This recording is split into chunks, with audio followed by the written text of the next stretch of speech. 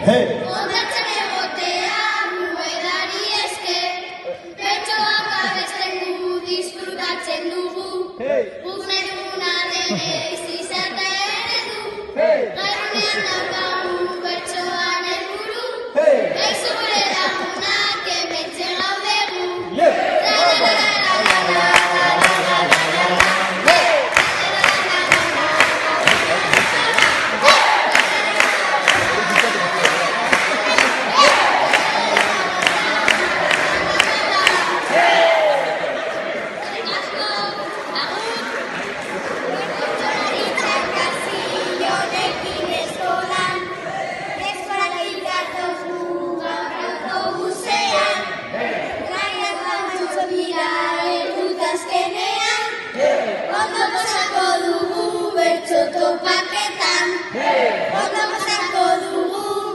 Topaketan,